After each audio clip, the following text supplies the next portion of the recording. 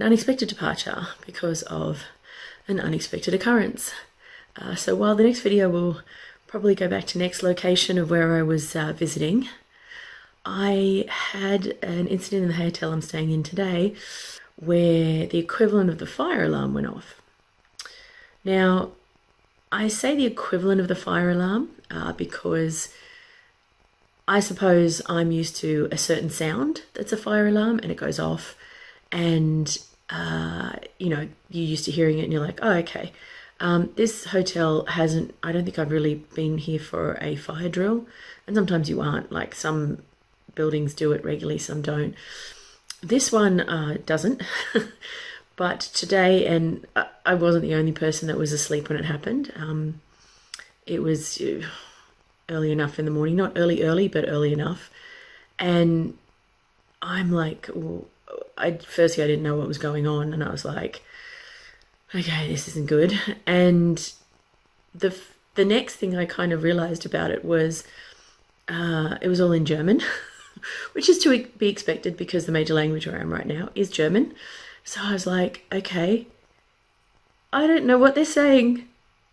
Okay, I don't know if this is just a drill.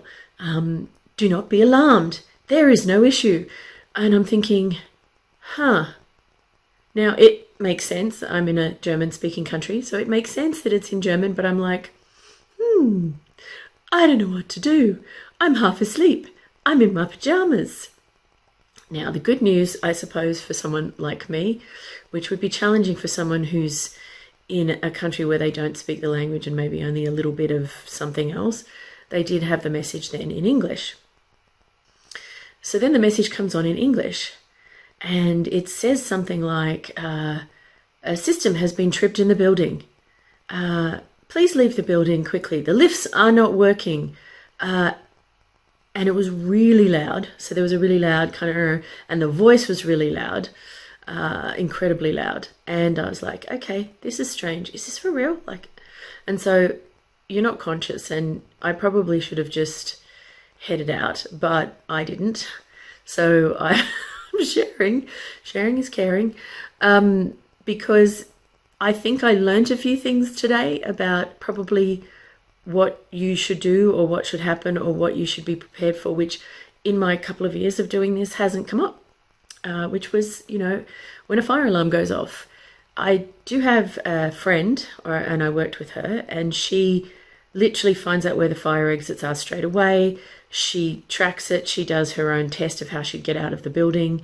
And in fact, every time she travels with her friends, they think she's a bit nuts, but they also understand that she's very focused on this, and she's actually, frankly, super sensible. And so they know if there was an emergency, they're actually going to follow her out of the building because she's going to know where to go.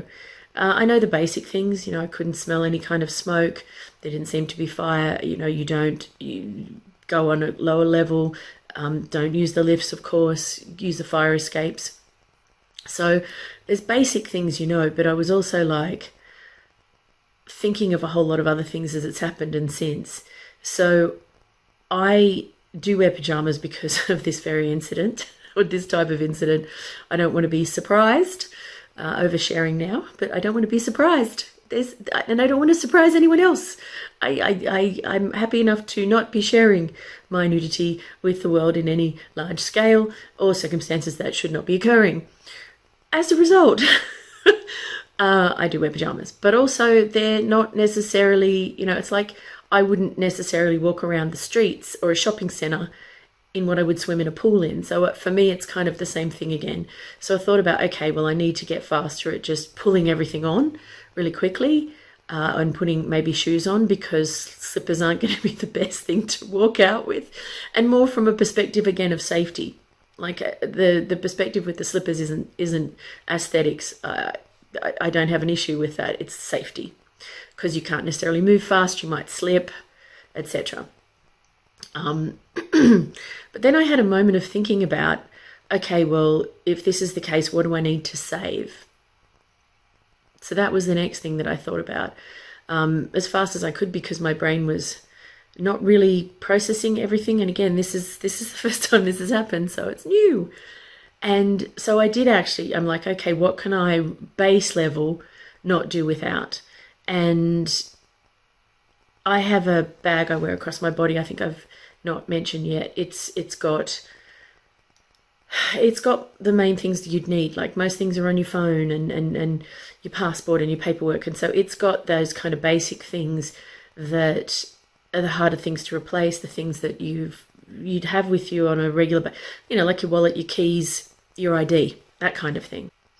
So I realized that's actually a really good thing to have, because I can just literally drop it over my body and I'm out the door. There are a few things though on top of that I thought about. And ironically, I took a few of those, but I didn't take the other things I thought I should take. So I took my computer, because I thought, well, this is, again, harder to replace, doable, but like I can chuck it in a bag really quickly and put that there. I do take a medication for thyroid, so I thought, okay, well, that's key. Again, it's kind of like thinking about the bag you pack for carry-on. Like, what can I not afford to be without for a few days? What can I not afford to lose? What would be the greatest inconvenience to me having normal life kind of continuing? So that was it. But what I hadn't done, because they're in a different place, was I hadn't collected my hard drives. And I probably would have been devastated, because they have a lot of materials of my trip and travels and things I've captured. So it was interesting that I didn't realize till I come back to the room that I hadn't taken them. And so I thought, okay, this has been a really interesting lesson in get faster, don't waste time, get the really, really, really essential things you think you can't live without, and everything else is expendable. And because I don't travel with a lot, because I've lived out of a suitcase for 3 years, and it's one of the things I'll cover in the videos, it was interesting as to what was the essential, like those key marked things I just wouldn't go without. So I thought it's useful as well if you are living or staying in hotels. And frankly, there might be an element of this in life in general. If there's a fire, if there's an incident, I mean, obviously if there's a huge fire and you wake up in the middle of it, or it's, it goes out of control, you're going to run, right? Or you're going to take into account the safety the safety rules you should follow and the safety requirements. But if not, and there's an alarm that goes off, quickly put on some shoes, make sure you've got some clothes on. Doesn't have to be a lot, the basics, and then covered for your own personal sake. And then just have a bag where you can throw those things in like 10 seconds and you're out the door. So it was a really good lesson in learning that today that I didn't expect. It was very disconcerting because it was much earlier than I get up, and it threw the routine out, and it was very disconcerting. So part one was really learning what I should or would do or could do and shouldn't do.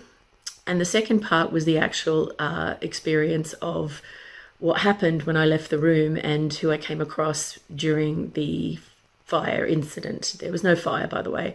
There was no actual danger as far as I know. It had just tripped a system. But what happened during the incident. So at first I didn't actually see anyone. I thought, okay, well, everyone else has been faster than me.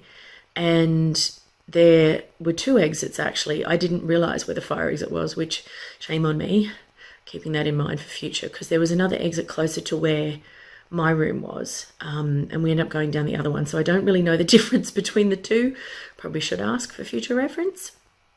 But I'm on a high floor. It's a 20-story hotel, and I'm one of the higher floors. So that's the point where you go, oh no.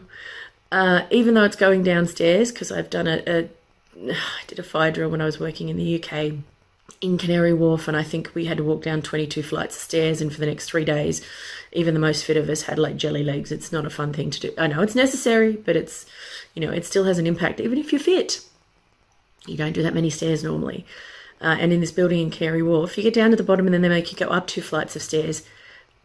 I don't know, they want people to die. That's really just wrong. You don't do that. But anyway, so this one, so there's a guy who comes out of one of the rooms, and he we were going to head down this one. He goes, no. And so I followed him another direction, and he'd found another fire door. So it's like, oh, okay, right. So I followed him. I went to follow him, and then I saw a couple come out the door, and they were kind of funny because he was in his shorts, like short shorts, like underwear shorts. And he was clearly as disorientated as I had been probably about 10 minutes earlier. And she was panicking, and again, because it's a German-speaking country, I'm like, whoa, I don't know if they speak English. Anyway, we started kind of talking, and